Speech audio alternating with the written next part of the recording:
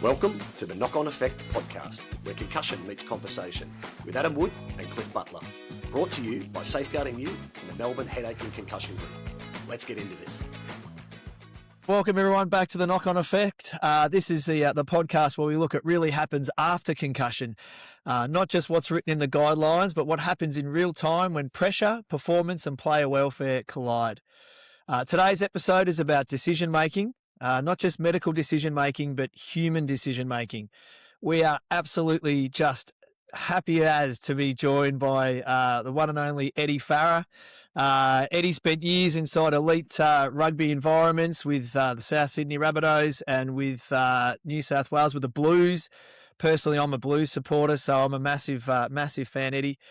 He now works in private practice in Redfern and has a couple of practices we'll hear about with athletes and families navigating sports injuries and generalist physio and concussion recovery. So from a sports med standpoint, I'm super excited to have you here, Eddie, and your perspective was just fantastic. We met Eddie at a seminar up in Sydney when we were there, and his speech was probably for me the keynote of the day. Yeah, and that's saying something with some great company up on stage with him. I couldn't agree more. Awesome to have you here, Eddie. Look, from my perspective, this is all about systems too, because concussion doesn't fail often because of a lack of knowledge. It fails often because people don't recognise, they don't remove, and they don't refer. And so building systems and awareness around all of this. So with all that said, this is the Knock On Effect podcast. Let's get into it. It's great to have you here, Eddie, and thanks for agreeing, mate. I know you're a busy man up there in Sydney. So, look, mate, take us back. You've worked at, as we said, in elite rugby for years now, and off air we were talking about your clinics and your transition into mentor and, physio grand poobah, basically. So can you walk us through that journey and what it looks like today, mate? Cheers, mate. Yeah, thanks again for having us on. And firstly, I was really excited to come on, mate. It's a very important area to discuss. And big rap to you guys for being a strong voice out there, educating people, being strong advocates for concussion management. So, great work from you guys. I really want to come on here and support you and what you're doing. So, glad to be on here. Mate. Look, I worked in professional sport, rugby league for 17 years at the South Sydney Rabbitohs. Obviously came across a fair few concussions over that period. Before that, knocked around a whole bunch of different sports at different levels. Worked with Australian rugby and New South Wales Waratahs as well. But finished up with the South Sydney Rabbitohs at the end of the 2023 season. Just transitioned out of sport full time. Had a young family. Invested a bit more time into my private clinics. So got a clinic in Redfern, Alexandria, and now Marrickville in the west of Sydney. And mostly spending my time, training and mentoring the young physios there. So helping them develop, helping them achieve their career goals, helping them to grow and move on to professional sport or practice ownership. So really enjoy that side of things, and still got one foot in the door with sport. As you mentioned, being with the New South Wales Blues for the last couple of seasons, last couple of years, and lucky enough to roll around again with them this year. So got to try and win that shield back. So that's been really exciting to be part of rugby league at the absolute highest level, and continue being involved in professional sport, which is what we all love. And mates, really enjoying sharing my time between the clinics, and just helping, as I said, helping these young people grow, helping spread the word, and I want to continue to do that moving forwards. Brilliant. Eddie, as a Melbourne Storm tragic, mate, you'll be disappointed to know that I don't want you to win that shield back. As a Melburnian, we often default to Queensland, mate, in the state of origin. Blues always start strong. Always start strong. I get so excited every year. I don't know why I love the Blues, but maybe the uniforms look better. But maybe it's because I like I've got a bit of tall poppy syndrome. But probably how you convinced me to come on this podcast, mate. If you're Queensland, I probably wouldn't have agreed. But well, no, we're Victorian, mate, so that's all right. Yeah. I am absolutely. I get so excited every year. We go, we win the first one easy. We look really good. It's all looking great, and then somehow, something happens, and we end up getting rolled. But we're on the front looking foot forward last year. It's a disappointing result. looking forward. Is it June? It's here in Melbourne. I can't wait for that. I've actually June. Yeah. We'll have to catch up when I'm down there, mate. Get you along to a game as well. But game 2 is in Melbourne once again, so love getting down there. It's a great city, and love playing in the MCG as well. It's a good Pretty spot. special. Awesome. My daughter loves Reese and loves touch rugby. So, mate, we'll be there with bells on, I reckon. Yeah. Oh, great. And different jumpers, no doubt. All right, so Eddie, bringing it back to the conversation, mate. When we saw you up in Sydney at the Safe Sport conference that Dave and Key Medics put on, which is really putting a line in the sand, which we really support what they're doing.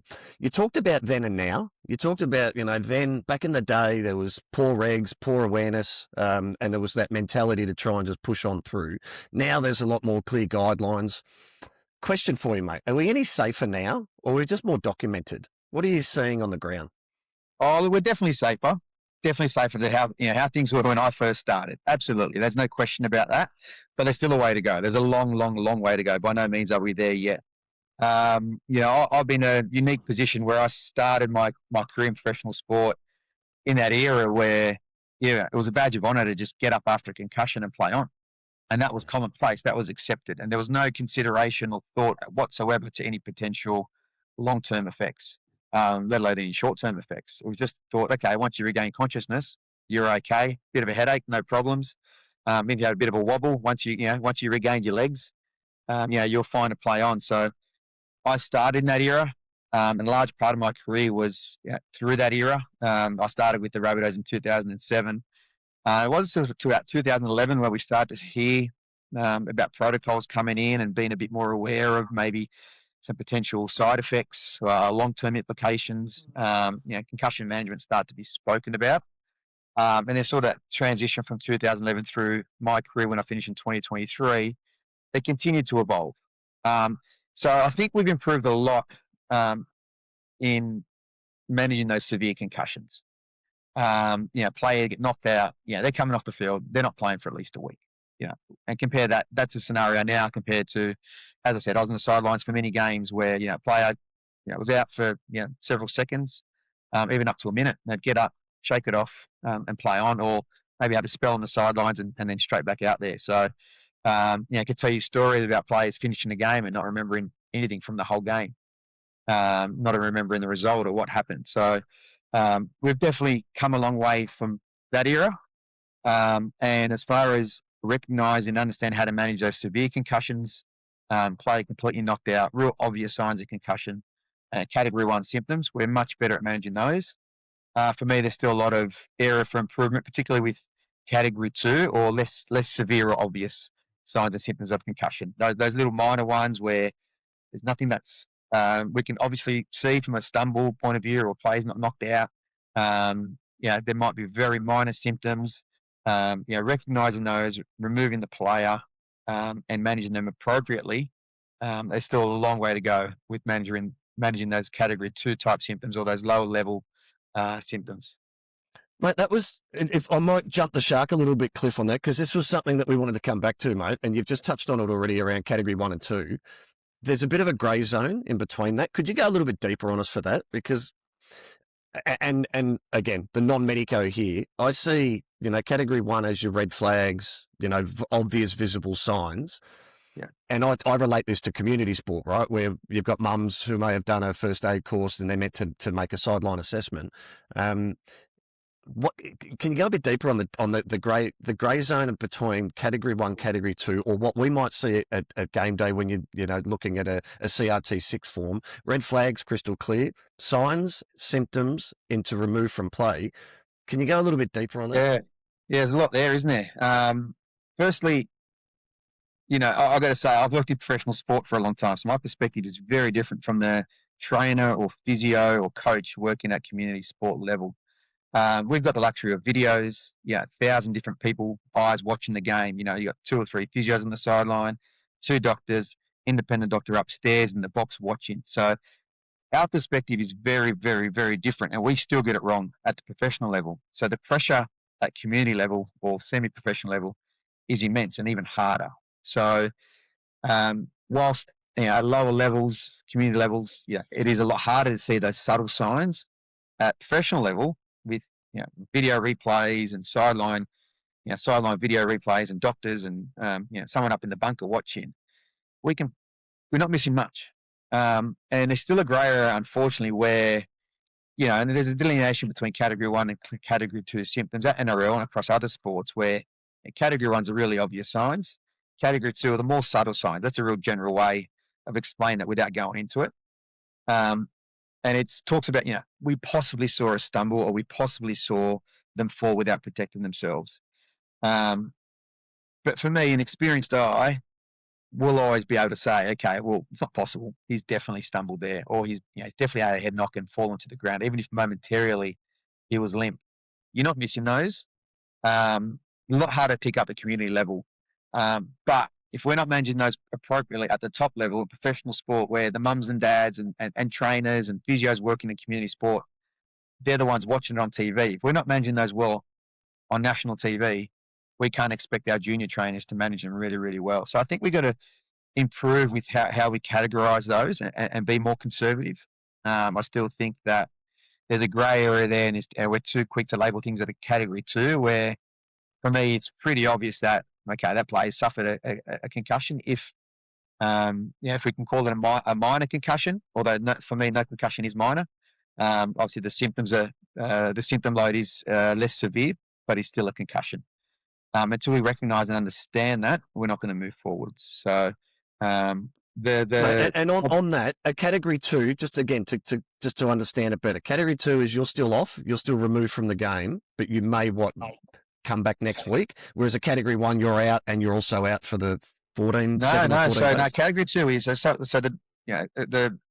the signs and symptoms, or the signs of concussion, are quite mild relative to a severe concussion.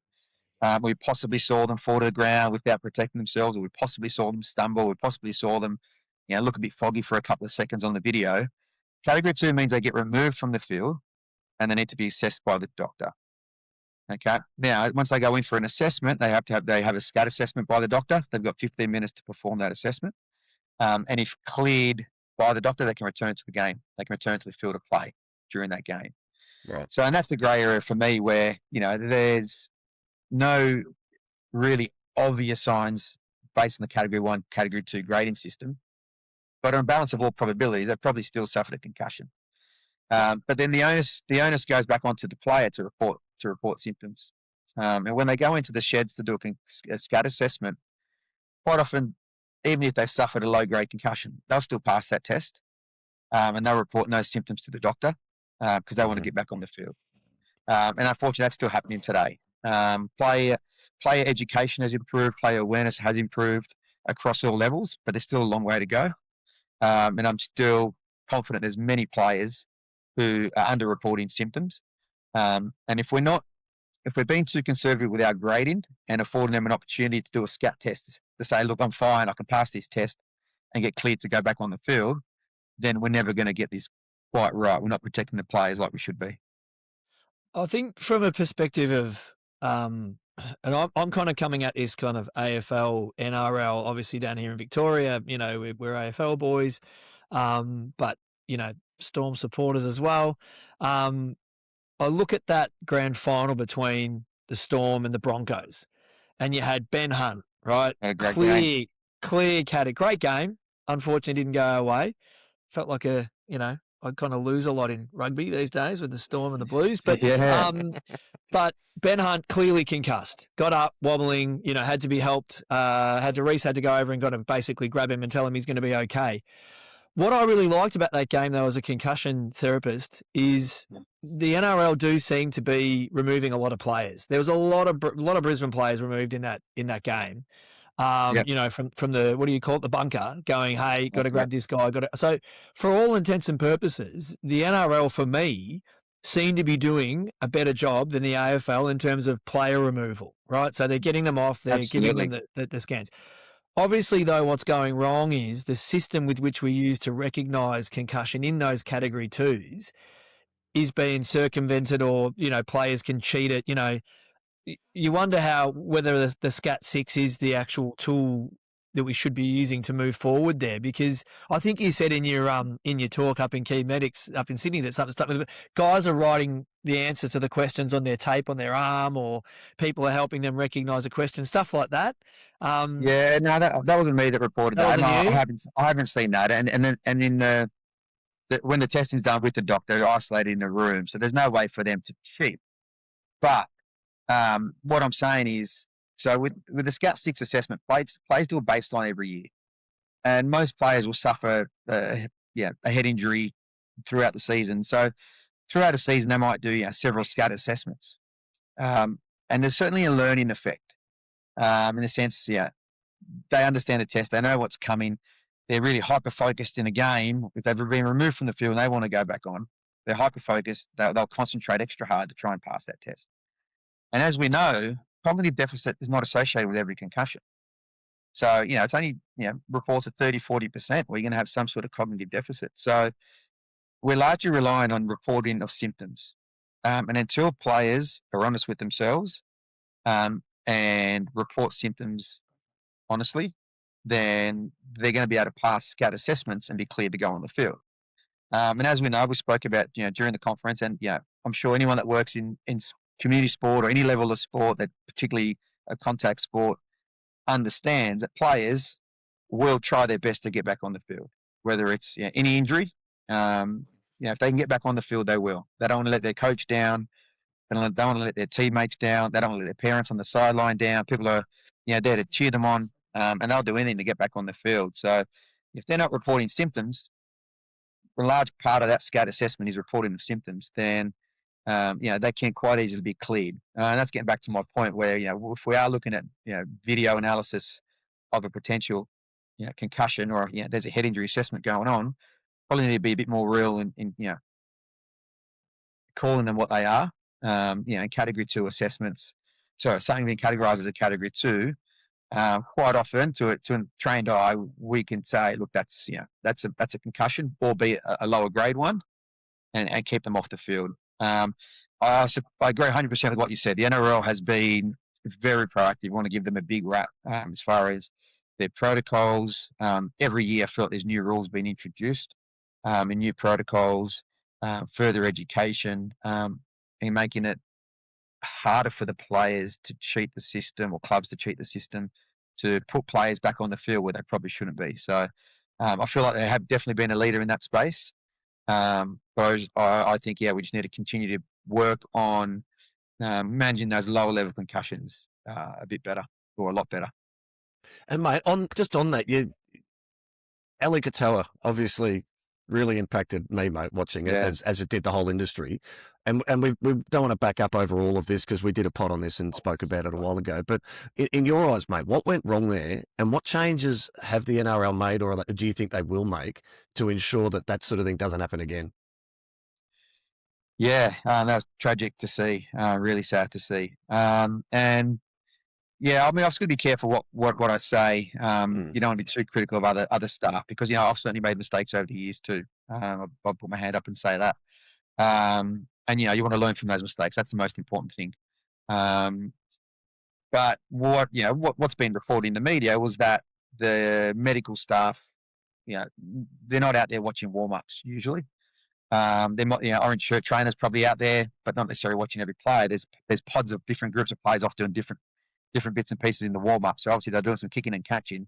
You can't have your eyes on everything. So we can't speak to what was seen and what was reported. But afterwards, we all saw the video, and that was a pretty obvious category 1. He had a big whack to his head. He was quite rattled for a moment there. So, I would be confident to say any NRL trainer or doctor that saw that video would have ruled the player out immediately. But by the time the doctors or trainer got out there, and these players, as I said before, they'll do anything, especially they're representing their country. Very proud people, the Tongans, and they'll do anything. He obviously, probably shoved them to the side and said, I'm only guessing here. But I've been in a situation like this before. Push away the trainers, I'm fine, there's no problem. Game's going to start in 5 minutes. Okay, we don't need to do a Scout assessment. He's telling us he's fine.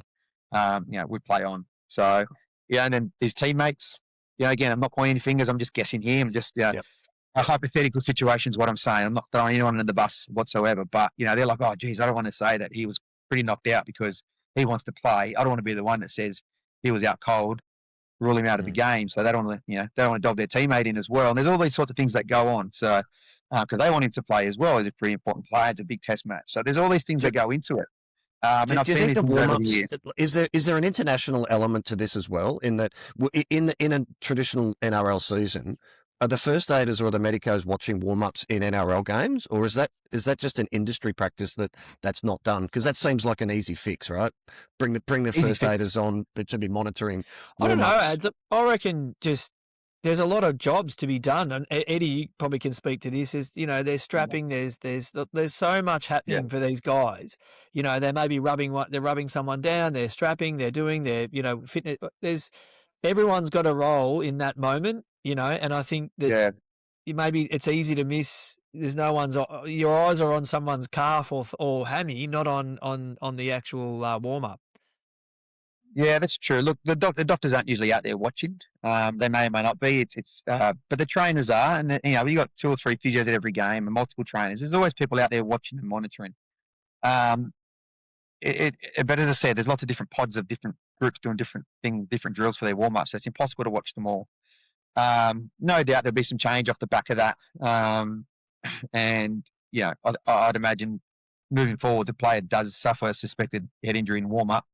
That'll trigger a head injury assessment, a formal head injury assessment, where they have to undergo the 15 minutes scatter, protocol, do a scatter assessment, which wasn't undertaken in the Eli Katoa situation because it wasn't during game time. So, that'll be extended to warm-ups, I'm sure.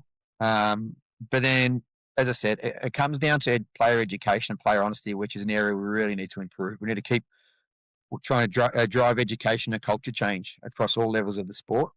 And I think it's got to start from the top down. What we do at the top level will filter down through junior levels, which is why, as I mentioned earlier, we've got to make sure we get those lower level concussions right, and make sure we're not putting those players back out of the field, because that still does happen, not all the time, but it does see it happen from time to time where, concussions labelled a category 2. There's pressure on the player to get back out there.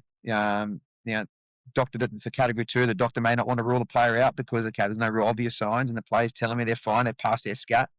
There's no reason to rule them out. So let's put them back out there. And for me, getting back to that topic, there's a lot of, I've been around the game for a long time. It's hard to change old heads and old attitudes. And so those lower level concussions, it's not that bad. You can play on with that type attitude going on. I certainly had that same attitude for a long period myself. As I said, we really improved with our management of those more, serious concussions, the obvious ones. Someone had a minor head knock. They'll probably be okay to play on. This going back several years, obviously. And through education and research and even great stuff like you guys are doing and great discussion, starting to realise, hold on a minute, all the research is indicating these low level concussions are quite serious in the short term and long term as well. But we need to be better at managing those. So we've got to drive that education and that culture change to make sure we're getting those right. So for me, there's a really great soundbite in there about, that you said about the cognitive decline is only usually 30%. So they can kind of get around that. It's more that we need to be watching the video as physios and as doctors on the sideline and recognising the concussions when we see them, but also player awareness around being honest about the signs and when they're suffering symptoms, so that we're getting that kind of cohesion of diagnosis coming through and that we're being honest with ourselves. And I guess what I want to know then is, moving on from our discussion about recognition, once we do remove them, what does the NRL do with regards to return to play? Like, I know Adam and I are very familiar with the return to play guidelines for AFL. What are we doing to return concussed players back to the game? How does it work in NRL for you guys? Yeah, so most people that have dealt with return to play for any athlete with concussion is familiar with the 6-stage return to play protocol. You guys, I'm sure, have discussed that on previous podcasts about graded increase in your activity. 6 stages from light aerobic or rest initially to light aerobic activity right up until you return to full contact. So it's a 6-stage protocol. Each stage you're going to progress through each stage once every 24 hours. These are at the NRL level, at the elite level. So 24 hours to progress through each protocol. And there's a minimum 11-day stand down period. So the quickest you could progress through those protocols is 6 days. But even if you're symptom free, day after the game, you've progressed through those protocols. There's a minimum 11-day period before return to play, which means you're missing one game basically. Yeah. So NRL, they play Thursday night through to Sunday. So if you get a concussion on Thursday night, the earliest you can play is the following Monday, which means that you missed a game. So it's an 11-day minimum, which was only introduced, I believe, 2023. That was introduced, so minimum 1 game missed, which I thought was a fantastic initiative. I think that as a bare minimum, it had to be at least 1 game, with 6-7 day turnarounds. If someone's been diagnosed with a concussion, even if you are symptom free, within 24, 48 hours, to progress through those protocols so quickly, being cleared the day before the game to play the next day, I just think was just really pushing things too quickly. Do you think that goes, not to throw you under the bus here, do you think that goes far enough, like the 11-day kind of stand down period? Do you think obviously, AFL, I think they're looking at about 12 days, but from my discussions with kind of sports med docs at clubs, the quickest they've seen players come back is about 19 days. Do you reckon what the NRL is doing there is giving enough time for players to recover? It's a good question. I think at this stage, based on our current knowledge and science and evidence, I think missing at least 1 game is definitely indicated. Look, there's no doubt that in the abundance of caution, the more games you miss, the better. There's absolutely no doubt about that. But I think to have a blanket over every concussion to say that they need to miss a minimum of 19 days or making it 2 games or even 3 games at the elite level where you have doctors and physios and there's very, very close monitoring, lots of education.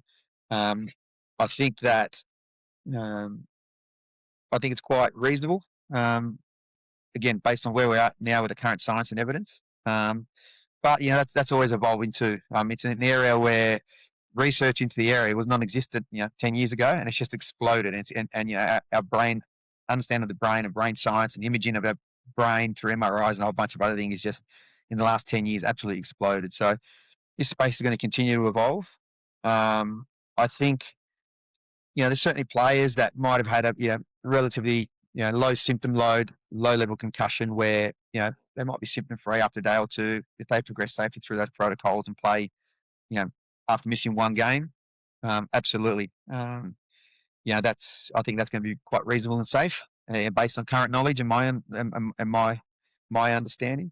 But no doubt, I think we need to pay respects to, if someone's having a severe loss of consciousness or quite heavy symptom load, I think we need to be very cautious there. So even though, missing 11 days is a guideline and a minimum, we need to be more conservative and take it out of the players' hands for some of those more serious concussions. Because again, I could quote you 1,000 examples of examples where I know players have mask symptoms, hit symptoms, not being honest about their symptoms, so they get back on the field. And I'm sure it's still happening. And so we need to protect those players.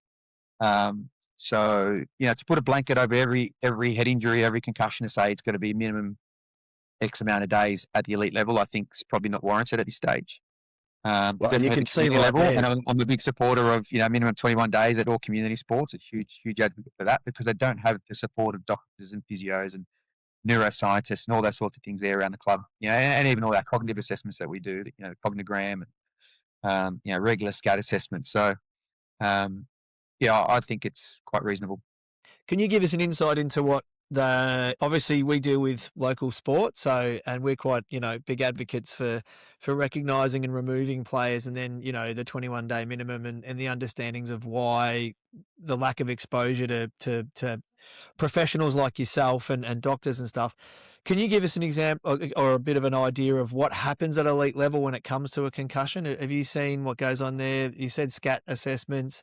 Obviously, we've just discussed that, symptoms aren't the best way to be kind of ruling people in or out because, it relies on honesty and it's a bit subjective. Are there other tests that they're doing as well at that elite level?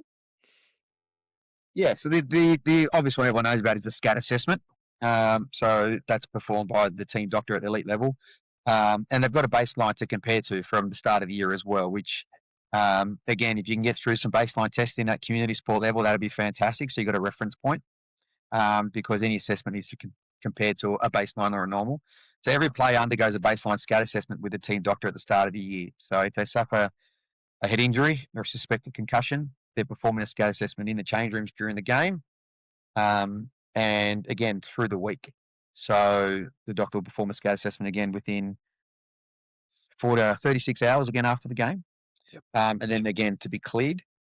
So regular, and the biggest benefit is regular contact, with the athletes by the physios and the doctors. So community sport, you might only see them for during the week on a Wednesday night down at the park for training. So really hard to assess symptoms, finding time to sit down and chat with the player about how they're feeling, how they're going. Everything's so rushed. I know the time pressures at community sport. I did it right at the start of my career. You're trying to strap everybody and assess someone with a hamstring injury and then try and chat to the player that's had a head injury assessment on the weekend. And having the time and attention to give to that person, it's just not there.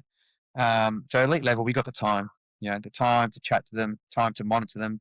They might be doing low level cardio just to clear stage 1, and we're sitting there with them, chatting to them every 5 minutes. How are you feeling? Again, you don't have that luxury at community sport. So, we're holding their hand right the way through the journey to make sure that they're okay at every step. And so if they've cleared all the steps through the 6-stage protocol and they've passed their SCAT, the last hurdle they have to jump through is the cognogram assessment, which is a computerized test of memory and cognitive function.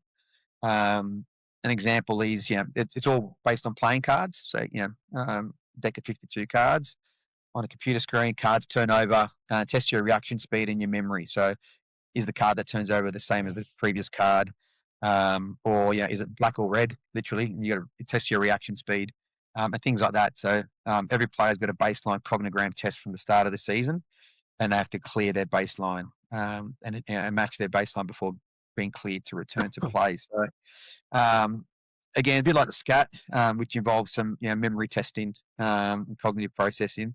There's a bit of a learning effect, and the players have done it multiple times. They get good at doing it, but certainly if they've still got some lingering effects of a concussion, they've reported their symptoms are fine and they're training okay. There's been, I've certainly had a handful of examples where players have still not been able to pass their cognogram test. So they've still got some delayed processing. So that's is cause to rule a player out. So that's an extra step, which is a very important one. It's sort of catch some of those in your net that you may have missed.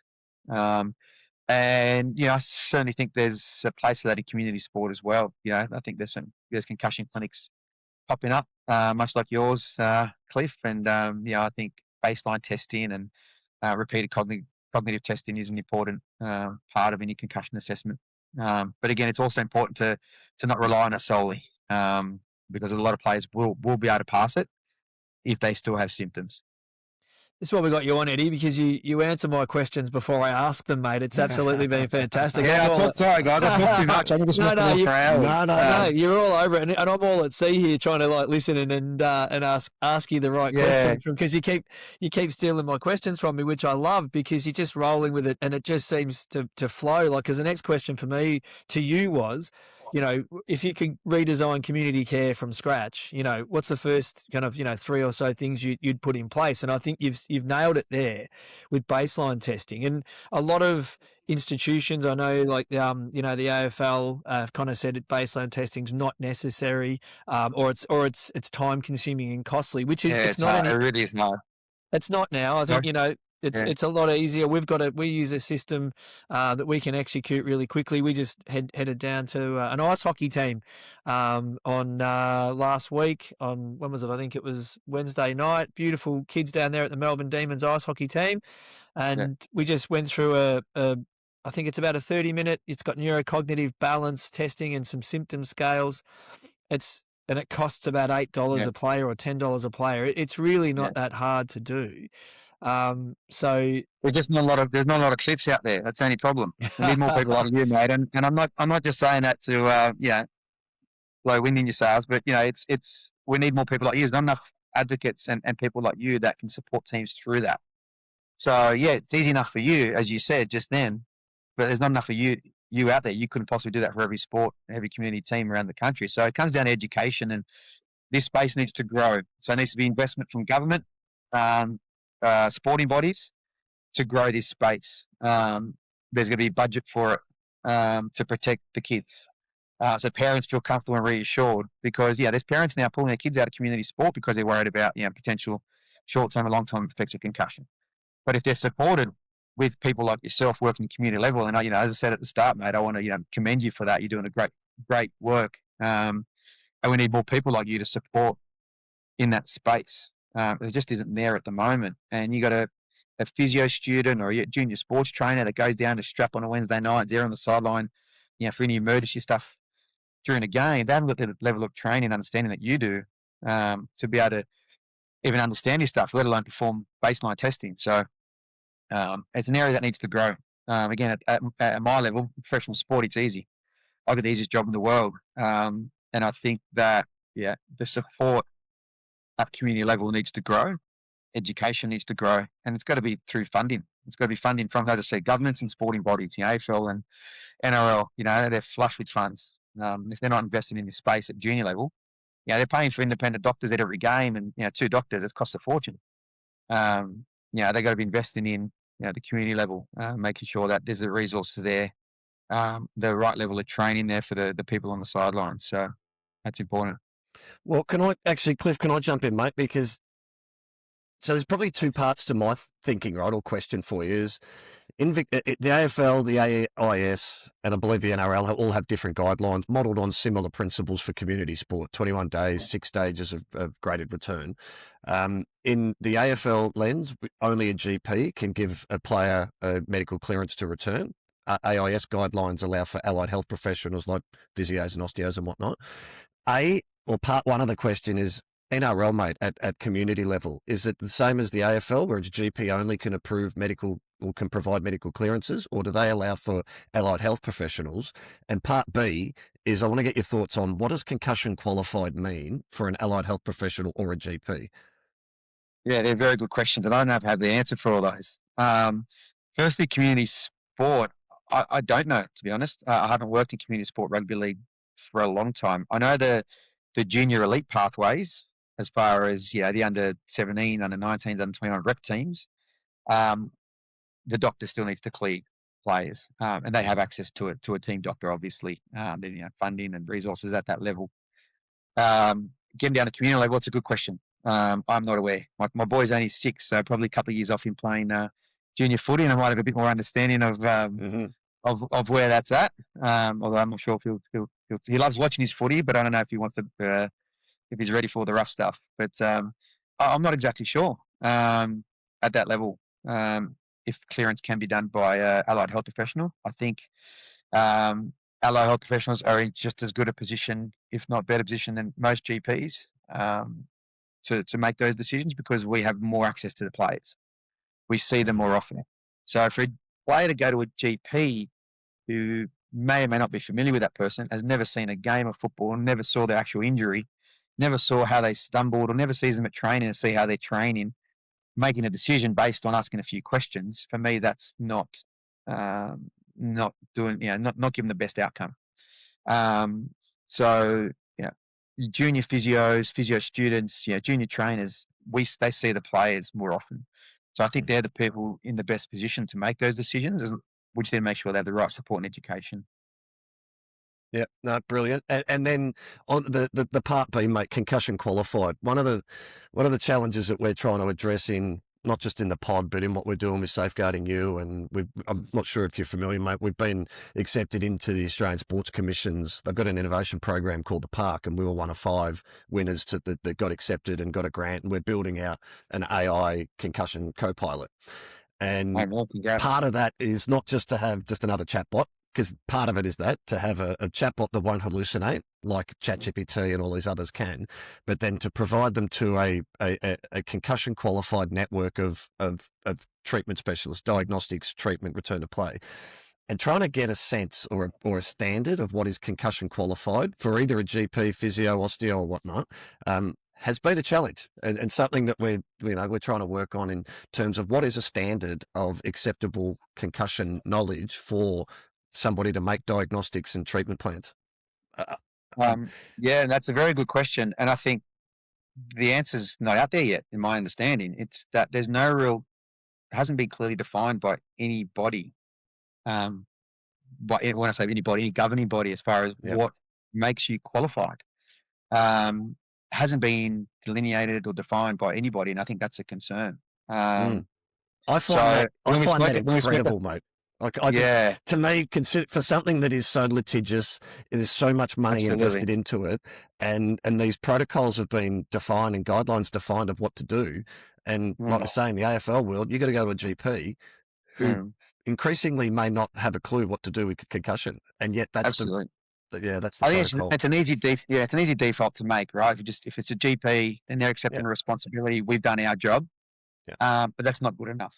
In my mind, and I'm sure you guys agree, it's not good enough because that GP doesn't necessarily have any specific training in concussion or doesn't understand the game. I don't even understand what a SCAT assessment is or a 6-stage protocol. They may, but I'd hazard a guess a lot of them don't because they're not used to dealing with it. But now all of a sudden there's an influx of kids going to their GP, and that GP needs to have a special interest or understanding in concussion, or that health professional, being a physio or osteo or whoever it might be, needs to have, I think, a qualification. And I think it's on the governing bodies again to come out and define what that is. We spoke about it at the Key Medics conference, and it's insane to think that there's no real definition of what that is now, and there's no specific qualification or training or guidelines. It's insane. I think when that needs to happen very, very, very quickly you're an accredited concussion. Yeah, I was going to say, what's this space, mate? We're hoping we can pull together. We're working on a plan to pull together the bodies that need to play a role in this. That's unreal. That's unreal, mate. Even like I got 3 physio clinics, and it's on the back of the conference where I met you guys last year. I thought, look, this is a space I want to be able to work in and provide that support and service to the community. But it's like, where do you start as far as being trained and qualified and accredited? Yeah, I've got plenty of experience I can impart on my staff. But again, there's no accreditation there to be able to say that, okay, well, you're signed off as being certified to do this, in which, as I said, from a medico-legal perspective, protects you. So that's a huge, huge area of concern. And something that, mate, if you can get the wheels in motion there and sort something out, right. give it, Big raps. Are you free to join our medical advisory board, mate? That's it. Here's your official invitation. Mate, absolutely. Mate, as I said, everyone wants to come on this podcast to support you guys and what you're doing. So absolutely, it's a very important space that we get right and get right quickly. So, anything I can do to help support would be brilliant. So I'll jump into it, sure. In the absence of that, what I wanted to deviate back or pivot back to was, what do we do now? Where are we at now? Obviously, we're you're a busy guy. We want to let you get back to your day, but what do we do now at elite level, or maybe even if we're focusing more on junior level? At your talk, we keep mentioning the talk you did up there. You spoke about prevention, you spoke about reducing contact exposure, technique-focused training, tackle height restrictions, shoulder charge bands, what gives us hope in that space? Is that something that, in the meantime, while we're working on all of these kind of certifications and kind of, assessments and all that kind of stuff, how do we protect our kids at junior level right now? Yeah, well, I mean, obviously prevention is always the best way to protect them. So that's largely going to be on the governing bodies, introducing rules to make the game safer, and they're doing that, and they're coming in. That rules, I think, are changing regularly now in rugby league to make the game safer. I'm not sure it's like an AFL, but when I do watch the odd game, I'm actually going to my first AFL game probably in about 20 years. I'm going to a Swans game in a few weeks, so nice. Looking forward to that. But any contact that's even close to the head, just a slight stroke or brush across, a chin, like might be the faintest of contact is, it's a penalty. So, I know they're really cracking down the AFL as well. So yeah, rule changes, always the first step. But then the biggest thing is supporting those, from the wider community, mums, dads, and people in positions of power, coaches, ex-players, is supporting those rule changes. Not being too worried or concerned it's going to make our game soft or any less of a spectacle. The game's been evolving for decades, and there's rules coming in all the time, and the game's just as exciting to watch. So, people hate change; they're always resistant to change. Whether it's a rule change to minimise head injuries or rule change for any other number of reasons, people are always resistant and will have a whinge and complain about it. But we need to get behind them and support them to protect our players at all levels. So, prevention's always the key. And the mums and dads need to understand it's there to make the game safer and protect their kids. Well said, mate. Well said. We see that at club level. We've found that the guidelines now have been, the guidelines are known. 21 days is what most kids and parents and coaches see. What we've found moves the needle for us is the club to embrace their own policy of no underreporting, because what we've seen with these guidelines over the last couple of years is that people know it, so now they try to avoid recognising it as best they can, and so then the club comes out with a policy that says, hey, this is not acceptable as a club. We support the guidelines, and if you're found to be underreporting, that'll be on you. We found that moved the needle a little bit because white line fever and in the moment, game day activity, trainers don't necessarily feel compelled to speak up against some of the coaches. Parents want to see their kids still playing. And if you can just say as a club, no, this is our policy. We're not just saying, they're the guidelines and we want to live by them. Here's our policy that says that we do that. We found that actually helps move that needle. And you're right. I mean, prevention is everything in this space, but how do you actually move that? I mean, Cliff, you can speak to this as well, mate. Like with the, doing the baseline testing as widely as you have, that starts to build that awareness too. When we did it at the Dolphins last year, Cliff and I baseline tested 2 of our groups there. I sat all the kids down in the change rooms and said, what does these 3 or 4 names of AFL players, I said, what do they have in common? And 4 kids put their hand up and said they've all been medically retired for concussion. And these are 14-year-old, 15-year-old kids. And so they get it because now it's not like all these old school players like Wally Lewis and in our world, Danny Frawley and these old players that kids can't relate to. They're young enough players that are getting medically retired. They can relate to it.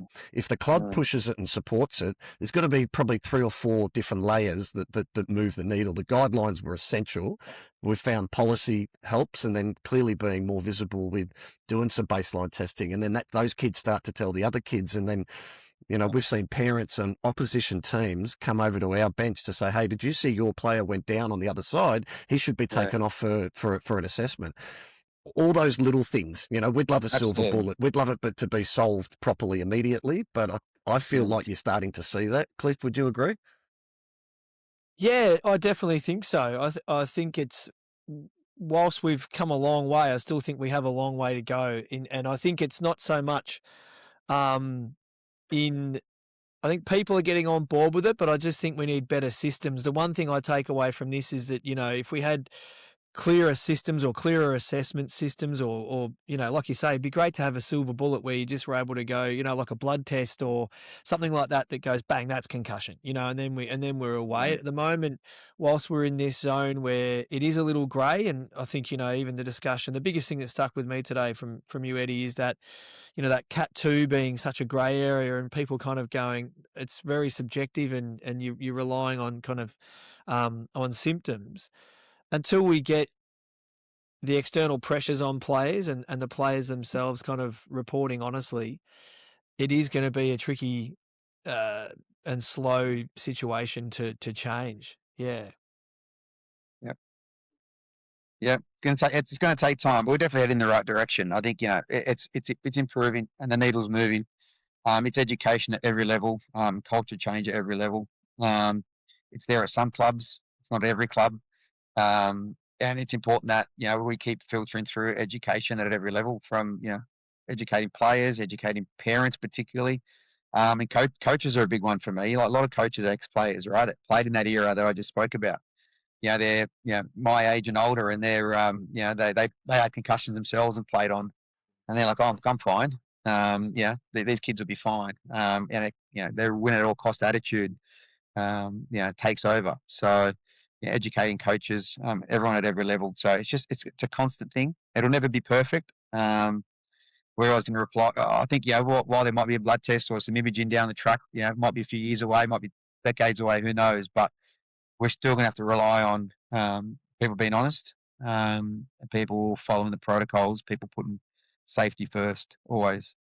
I think that's a great place to wrap this up, Ads, in terms of like, I agree. My feel for this conversation that we've had, Eddie, is, that protocols don't necessarily, protect players, that people actually do. Like, and I think that's what you've said throughout this 100%. Whole thing is whether it's the physio that pulls them off, whether it's the coach who backs the decision of the physio, the player who's honest with their symptom assessment, the parent that values, their child's health over kind of like, a highlight reel or playing next week. It's that early removal I think at both levels, at senior level and at elite level and at junior level, that's where it's at. That's courageous, I think. And like we always say, we don't want to change sport, Ads. We just want to protect players in the instance that they do receive a concussion. And clearly there's some conjecture around those Cat 2s. So we need to just have people and education and honesty, and come back to that thing that if in doubt, sit them out. Spot on, 100%. And it's important, if we want to just mind one more point off the back of that, as far as those lower level concussions or category 2 that aren't so obvious. We haven't really jumped into talking about the risks of playing on. And I'm sure you've touched on another podcast, but there's huge risks of playing on. We got a bias. I don't want to let my team down. I've got to stay on the field. They need me. But if you've suffered a concussion, your performance is going to be compromised. You're risking further injury, which is going to keep you out for longer. So you're actually letting your team down by playing on. And that's something that we need to educate players on. If they think they're doing their teammates a disservice by toughing it out and playing through, it's probably actually the other way. You need to educate players on that, because if you suffer another concussion, you're out for a lengthy period, even longer period. Or you suffer another injury because your timing's slightly off, your balance has been disturbed a bit, and your cognitive processing's a bit off, your timing, you could be out for a lengthy period. So, no player wants that. So understanding, okay, hold on, I've suffered a hand injury, even albeit quite low symptom load and not a real bad concussion. It's still a concussion. I need to go off. That's the important part to understand. And I think in those extreme cases, we mentioned Ellie Katoa, and we've also got a lovely lady, Wendy Smith, coming on next week, who's talking about her son, who unfortunately and tragically, in a rare circumstance, passed away due to second impact syndrome from receiving 2 blows within a game. I think that's terrible, this is the next guest that we'll have on, and we'll keep broadening that message out there that, look, most of the time you're going to be okay and you're going to return to sport. We want kids playing long and into their 20s and 30s and enjoying their their footballing or their NRL or their sporting careers, because sporting clubs for me are just the fabric and pillar of the community. And so it's really important that you're able to play it forever and ever and ever, as long as you'd like, and that you're healthy enough to do that. So I can't thank you enough for joining us today, Eddie. You've absolutely given us a ton of sound bites there. Ads is going to be flat out editing and getting those sound bites out so that they can jump onto socials, mate. And we really appreciate you being with us today. Real, guys. Thanks for having me. And once again, thanks for your great work. Thanks, mate. Legend. Pleasure. Thanks, mate. Thanks for joining us.